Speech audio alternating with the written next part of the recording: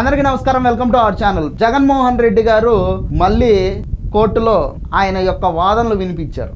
మనందరికీ తెలుసు, వైఎస్ ఫ్యామిలీలో ఆస్తి తగాదాలు నడుస్తూ ఉన్నాయి అనే విషయం మనందరికీ తెలుసు. ఇంకా వైఎస్ జగన్మోహన్ రెడ్డి గారికి వైఎస్ షర్మిలారెడ్డి గారికి మధ్య ఆస్తి విభేదాలు అనేటివి తీవ్ర స్థాయిలో ఉన్నాయని మనందరికీ తెలుసు.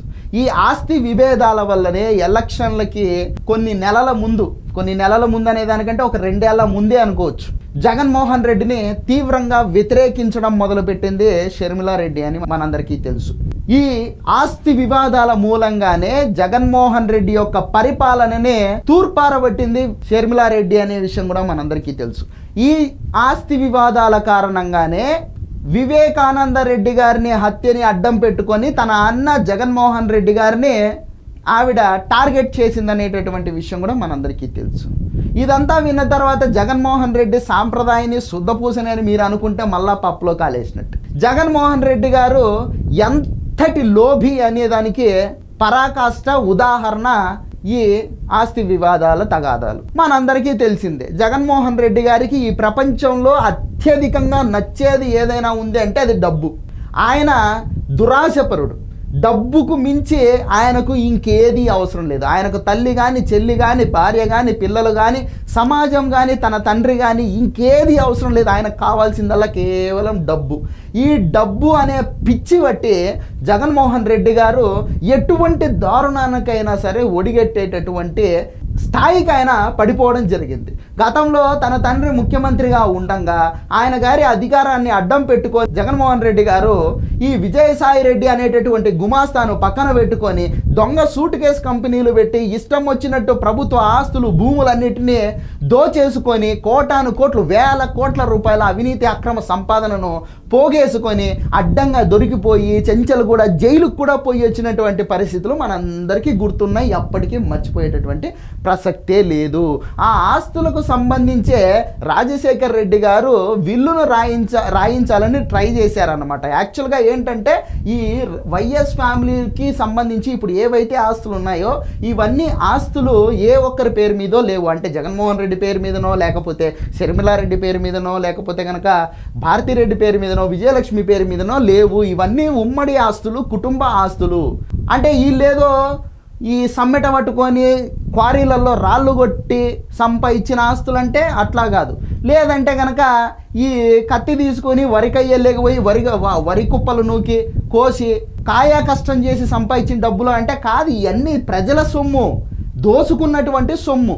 ఆ సొమ్ముని వీళ్ళు భాగాలు పట్టుకునే దాంట్లో కొట్లాట్లు వచ్చినాయి అన్నమాట. నా భాగం ఇంత అంటే నా భాగం ఇంత అని చెప్పేసి కొట్లాడుకోవడం మొదలుపెట్టారు. దానికి సంబంధించే రచ్చ లేపుకొని కోర్టుల దాకా వెళ్ళారనమాట. ఇప్పుడు తాజాగా జగన్మోహన్ రెడ్డి గారు కోర్టులో ఏమని చెప్పారంటే, మా అమ్మ నన్ను మోసం చేసింది అని చెప్పేసి ఈయన గారు కోర్టులో తన యొక్క వాదనలు వినిపించడం జరిగిందనమాట. లాయరు నిరంజన్ రెడ్డి ఈ కేసును వాదిస్తూ ఉన్నాడు. ఈ జగన్మోహన్ రెడ్డి తరఫున లాయర్ నిరంజన్ రెడ్డి మాట్లాడడం జరిగింది. ఏమని చెప్తారంటే కనుక, టర్మ్స్ అన్నీ బాగున్నప్పుడు, అంటే సంబంధ బాంధవ్యాలన్నీ బాగున్నప్పుడు ఈ సరస్వతికి సంబంధించినటువంటి షేర్స్ ఏవైతే ఉన్నాయో వాటిని నేను నా చెల్లి షర్మిల పేరున రాస్తానని చెప్పేసి ఎంఓ చేసుకోవడం జరిగింది, గిఫ్ట్ డీడ్ కింద. అంటే నా చెల్లికి నేను బహుమతి కింద ఇద్దామని చెప్పేసి షేర్లను రాసినటువంటి మాట వాస్తవమే. కానీ తర్వాత మా ఇద్దరి మధ్య విభేదాలు వచ్చినాయి, ఆ గిఫ్ట్ డీడ్ని నేను వెనక్కి తీసుకున్నాను అని చెప్పేసి ఈయన గారు తన యొక్క వాదనలు వినిపించడం జరిగింది. ఇక ఈ షర్మిలారెడ్డి గారు ఏమో ఆ సరస్వతి స్టీల్ ప్లాంట్ నాదే, మా అమ్మకు కూడా తెలుసు, మా అన్న నన్ను మోసం చేశాడు అని చెప్పేసి గొడవమని ఏడ్చుకుంటా కన్నీళ్ళు పెట్టుకున్నటువంటి పరిస్థితి.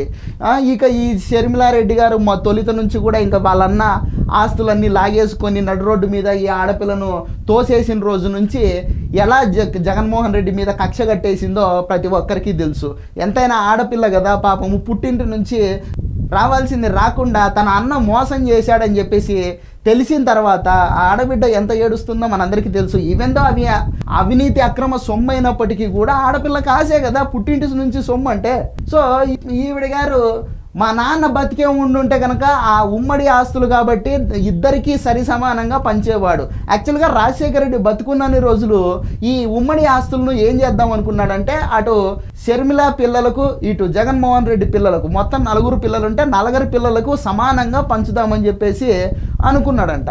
ఒకవేళ రాజశేఖర రెడ్డి బతుకుంటుంటే మాత్రము ఖచ్చితంగా ఆ ఉమ్మడి ఆస్తులలో సగభాగం నా పిల్లలకు వచ్చేది కదా అని చెప్పేసి షర్మిలారెడ్డి పాపం రోజు బాధపడతా ఉండేటటువంటి పరిస్థితి. ఇటువైపు జగన్మోహన్ రెడ్డి ఏమో చెల్లిని మోసం చేసేసాను, ఆవిడ పాలకు రావాల్సినటువంటి సగభాగం ఆస్తిని కూడా నేను దొబ్బేశాను, హ్యాపీగా ఉండొచ్చు అని చెప్పేసి ఈయన గారు ఎంజాయ్ చేస్తూ ఉండేటటువంటి పరిస్థితి. ఇక ఇటు కొడుకు సపోర్ట్ చేయలేక ఇటు కూతురుకు సపోర్ట్ చేయలేక పాపం విజయలక్ష్మి రెడ్డి గారు మధ్యలో నిలబడి రెంటికి షెడ్డర్ రేవడైపోయినట్టు అయితే ఏదైతే అది అయ్యిందిలే, కొడుకుతో పొట్లాట పెట్టుకున్నా పర్లేదు, ఆడబిడ్డ పక్కన అయితే ఖచ్చితంగా నిలబడాల్సిందే అని చెప్పేసి పాపం ఆవిడ కూతురు పక్కన నిలబడినటువంటి పరిస్థితి. ఇప్పుడు తల్లి చెల్లి ఇద్దరు ఏకమైపోయి జగన్మోహన్ రెడ్డి మీద ఈ ఆస్తుల కోసం అని చెప్పేసి పోరాటాలు చేస్తూ ఉన్నటువంటి పరిస్థితి అనమాట. ఇక ఈ పరిణామాలన్నీ చూసిన తర్వాత జనాలు ఏమనుకుంటున్నారంటే, ఇంత లోభివేంటి జగన్మోహన్ రెడ్డి, నువ్వేమైనా కానీ రాళ్ళు కొట్టి సంపాదించిన ఆస్తులు అయ్యి జనాల సొమ్మే కదా, దోసుకున్నదే కదా, రాసిచ్చేస్తే ఏం పోతుంది, మళ్ళా ఏ శవరాజకీయాలో చేసి మళ్ళీ ముఖ్యమంత్రి అయినామంటే అంతకు 4 ఇంతలు సంపాదించుకోవచ్చు కదా, ఎట్లా 2019-24 మధ్యలో ఆల్రెడీ సంపాదించుకున్నావు, ఇంకా నీకు ఏం తక్కువైపోయింది, ఆ ఆస్తులు ఏదో పంచిచ్చేస్తే నీకు ఆ పోటు అనేది ఉండదు కదా, చెల్లెలి పోటు అనేది ఉండదు కదా అని చెప్పేసి సలహా ఇచ్చేటటువంటి పరిస్థితి. ఇది వీడియో. ఈ వీడియో నచ్చితే లైక్ చేయండి, సబ్స్క్రైబ్ చేయండి, షేర్ చేయడం మాత్రం మర్చిపోవద్దు. Thank you.